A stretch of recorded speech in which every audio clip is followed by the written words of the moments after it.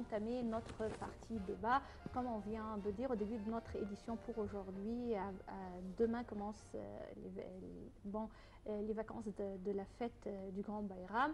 Non seulement cette fête est une occasion afin de se précipiter et de rendre heureux les membres de la famille, également les amis, mais également afin de rendre tout le monde autour de nous heureux, surtout qu'il y a une catégorie qui est vraiment une catégorie marginale de la société.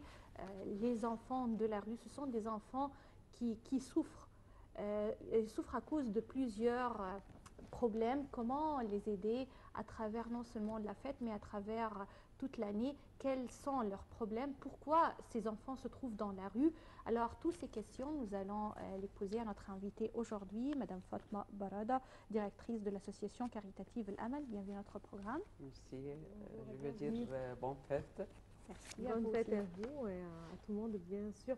Donc, à l'occasion justement de ces fêtes, et puisqu'il s'agit d'une occasion assez heureuse, et comme vient de dire Mona, on aimerait bien que tout le monde puisse vraiment profiter et sentir ces fêtes. Avant de parler de vos plans, de vos programmes et tout ce qui a rapport avec votre travail, cette fête, qu'est-ce que vous entendez faire aux enfants dans votre association, dans votre organisation pour les enfants? Et après cela, on va parler de votre travail de tous les jours.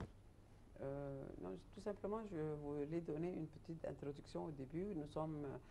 Notre association s'appelle Hope Village ou bien le village de l'espoir. Notre travail concerne les enfants de la rue. On travaille avec les enfants de la rue. On a commencé depuis 25 ans.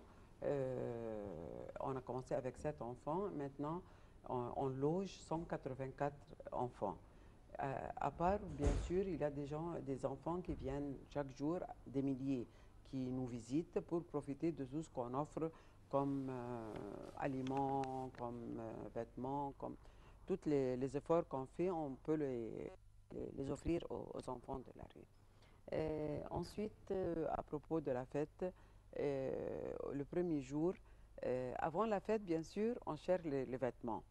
On prend les enfants, c'est eux-mêmes qui choisissent leurs vêtements. Ça leur donne beaucoup de plaisir de ne pas acheter et donner aux enfants. Non, c'est eux qui choisissent ce qu'ils veulent. Ensuite, le jour de la fête, il y a beaucoup de gens volontaires qui viennent participer avec nous. Ils viennent, par exemple, pour donner la Adeya. La Adeya, c'est une somme d'argent à chaque enfant pour donner de la joie à cet enfant. Ils sentent qu'il est comme n'importe quel autre enfant dans une famille. Et ensuite, bien sûr, il y a des gens qui viennent nous offrir des moutons. Alors, il vient chez nous et les enfants descendent avec lui pour faire toute la cérémonie du mouton et ils partagent la viande, ils distribuent la viande. C'est une cérémonie qui prend toute la matinée. Ensuite, bien sûr, ces gens-là, parfois, ils amènent leurs enfants avec eux. Alors, ils prennent le petit déjeuner avec eux ou bien le déjeuner. On a une cuisinière dans chaque branche. Moi, j'ai 16 branches. Alors, on peut, lorsque les familles viennent, ils participent avec nous. Les enfants, ils sentent qu'ils sont intégrés dans la société. J'invite tout le monde de venir, de participer avec les orphelins et les enfants de la rue, qu'ils viennent nous visiter, surtout pendant les vacances, et pendant les fêtes. Alors, les enfants ne sont pas qu'ils sont seuls. Au contraire, ils sentent qu'ils sont intégrés dans la société et c'est bien pour le moral des enfants, bien sûr. Alors, ils viennent manger avec nous, ils passent la matinée.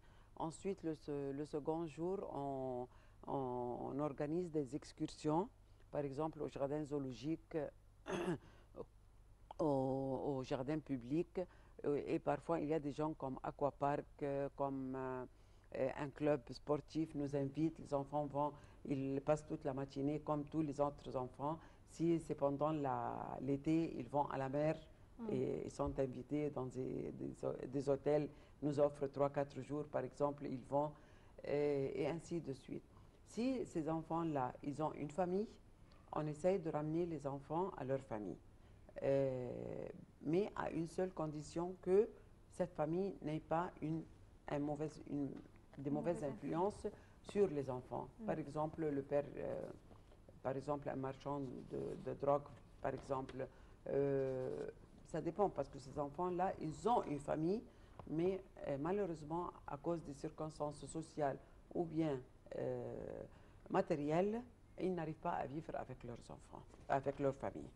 C'est pour cela. Oui, ça c'est tout à fait compliqué. Moi, jusqu'à maintenant, je n'arrive pas vraiment à comprendre le problème de ces enfants de la rue. Au début, moi, j'ai cru que ce sont des enfants abandonnés qui n'ont pas de famille. Mais on vient d'apprendre que ces enfants, ils ont une famille, mais ils choisissent de revenir dans la rue. Même si des associations comme votre association essayent de les garder, de leur Ou de loger le ramener et tout. à leur famille. Oui, ils aiment bien revenir dans les rues. Pourquoi? Pourquoi ils préfèrent la rue avec tous les dangers que de rester en famille ou chez vous dans l'association? La liberté. Premièrement, c'est la liberté. Ils adorent la liberté. Ils ne sont pas comme les orphelins. Les enfants de la rue, ils aiment la liberté. Mais vous voyez, ça, c'est à cause des circonstances ou bien matérielles ou bien sociales. Par exemple, la mère, elle est divorcée, elle a des enfants, elle n'arrive pas à avoir tous ses enfants avec elle, par exemple 4 ou 5 enfants. Alors qu'est-ce qu'elle fait? Elle se remarie, le mari ne veut pas les enfants et on les jette dans la rue, ou bien le contraire, le mari il se marie, la femme ne veut pas les enfants, elle les jette dans le... Ça, c'est une cause essentielle avec les enfants de la rue. Alors, ils s'enfuient dans la rue pour ne pas vivre dans une atmosphère qui ne leur plaise pas. Il s'agit aussi parce qu'on ne leur offre pas en fait un logement, mais plutôt une sorte d'accueil, c'est-à-dire vous les accueillez le jour par exemple, de toute façon ils n'ont pas le droit de passer la nuit dans n'importe quel hébergement, quel logement, quelle organisation, c'est-à-dire en fin de compte ils ne sont pas intégrés dans un système, c'est-à-dire pour faire ses toilettes, pour s'habiller, pour se sentir comme le vrai humain, c'est-à-dire est-ce que ça peut être une des raisons, c'est-à-dire c'est vrai qu'on leur ouvre la porte pour venir manger, pour essayer d'apprendre quelque chose, mais en fin de compte, ils savent très bien qu'il n'appartient pas à cet endroit et que cet endroit va l'excuser plus tard parce qu'il y a des horaires. Nous, les enfants de la rue, c'est un cas beaucoup plus difficile que les orphelins. Parce que les orphelins n'ont pas de famille. Mais eux, ils ont une famille. Alors, ils sont dans la rue. Mais ils peuvent ne pas avoir d'abri, c'est-à-dire ils peuvent ne pas avoir... Ils vivent dans la rue. C'est ce qu'ils aiment. Ils aiment la liberté parce que le matin, ils sont au Caire, l'après-midi, ils sont à Alexandrie, ils prennent le train. Vous essayez de suggérer de les héberger, n'est-ce pas? Est-ce qu'il y a ce système? Eux, tu ne peux pas tout d'un coup les prendre de la rue à un logement. Ça, pour eux, un prison.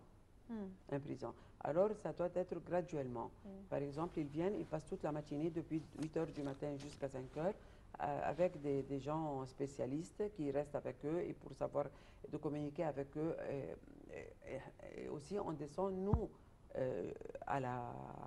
dans la rue avec des autobus qu'on appelle mobile unit qui circulent dans les rues et on trouve où se trouvent ces groupes. Ils sont toujours en groupe. Et qu'est-ce qu'on leur propose exactement pendant cette période de 5 ou 6 heures du matin jusqu'à l'après-midi? On leur offre du manger, un repas chaud. On leur offre à se laver.